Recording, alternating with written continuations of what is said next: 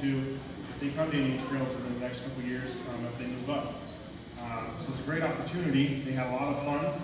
They realize that Lego does not mean easy.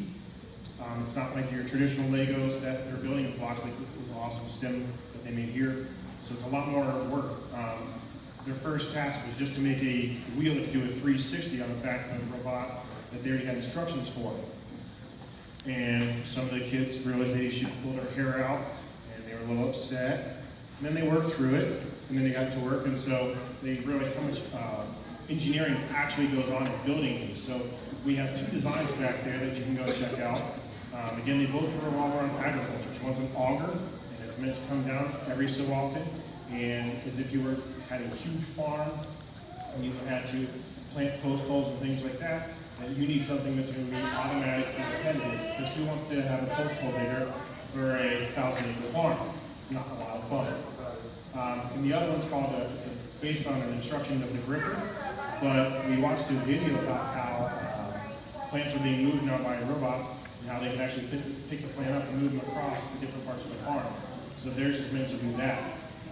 We went over the cost analysis of robots and the economics of why so many robots are being introduced in industries these days, and how it's coming out into so many different areas because of the cost savings.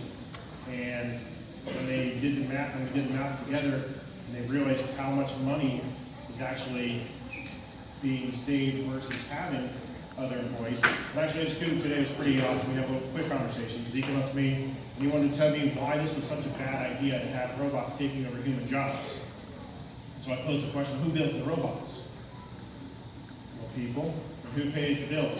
People. So it's just another field we can do. So we tried to get rid of some of the negative connotation that comes along with this idea, because it does put people sometimes out of business, but it creates new business, much more advanced and higher knowledge. So they're getting that idea, and we really enjoyed having them. They did a lot of great work. They had the sea turtle protection barrier back there. Only one of them survived, which is why there's only 1 out of 6 grouped here. And then they had their worm habitats. They loved doing those. I was surprised how many girls wanted to play with worms throughout the course of the day.